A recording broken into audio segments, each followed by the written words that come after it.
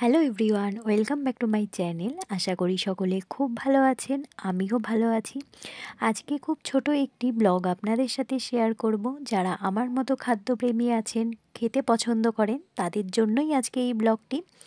তো আশা করি সকলের খুব ভালো লাগবে। আর আপনাদের কাছে প্রথমেই একটি অনুরোধ করছি, কেউ প্লিজ স্কিপ করে ভিডিওটি দেখবেন না। আমার গন্তব্য ছিল হচ্ছে মুক্তি কেবিন। দোকানটি দেখতেই পাচ্ছেন, খুব ছোট্ট একটি দোকান, খুবই ছোট, কিন্তু বিশ্বাস করুন এর সেট আপটি যতটা না ছোট, কিন্তু এর খাওয়ারের কোয়ালিটিগুলো ততটাই ভালো। আমি আপনাদের ভিডিওতে পুরো মানে এখানকার খাওয়ারের কোয়ালিটিটা শেয়ার করব। আর আপনাদের কাছে অনুরোধ, যারা কলকাতার আশেপাশে রয়েছেন প্লিজ একবার ভিজিট করবেন। আশা করি আপনাদের সকলের খুব ভালো লাগবে। শুধু এখানে আমি একটু অভাবটা করছিলাম, সেটা হলো আমি চা প্রেমী মানুষ, সব জায়গাতেই আমি চায়ের খোঁজ চালাই।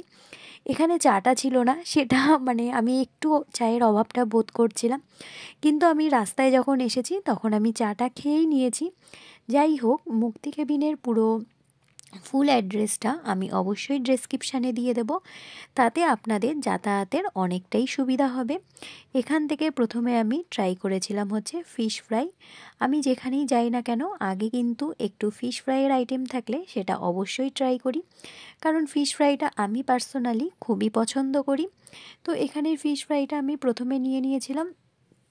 দামটা আমার এখন খুব একটা মনে পড়ছে না, কিন্তু এখানকার প্রত্যেকটা জিনিসের দাম কিন্তু খুবই পকেট ফ্রেন্ডলি। যারা স্টুডেন্ট রয়েছেন তারাও এখানে যেতে পারেন, কারণ প্রত্যেকটা জিনিস কিন্তু এখানে দাম অবশ্যই পকেট ফ্রেন্ডলি। কারণ হচ্ছে এখানকার 70 থেকে 100-র মধ্যে প্রত্যেকটা আইটেমের দাম থাকে। এখানকার ফিশ ফ্রাইটা আমার ভালোই লেগেছে, বেশ ভালো কোয়ালিটির ছিল, বেশ ভালো লেগেছে। তারপর আমি ট্রাই করেছিলাম হচ্ছে মোগলাই পরোটা। সাধারণত মোগলাই খুব একটা আমি বেশি পছন্দ করি না, কিন্তু এখানকার এটা কিন্তু বেশ একটি ফেমাস আইটেম মোগলাই পরোটা।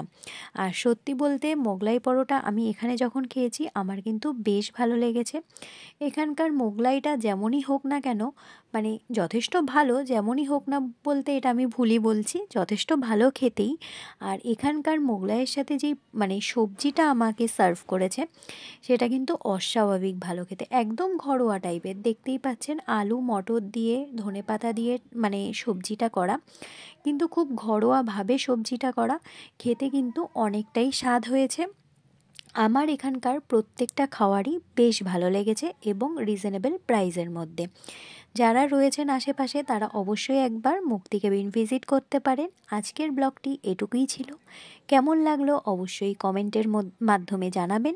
ভালো লাগলে পাশে থেকে যাওয়ার অনুরোধ রইল। আজ তাহলে এভাবেই শেষ করছি, অন্য কোনো দিন অন্য কোনো ভিডিওর সাথে দেখা হবে। ততক্ষণ ভালো থাকবেন, সুস্থ থাকবেন, নিজেদের খেয়াল রাখবেন। নমস্কার।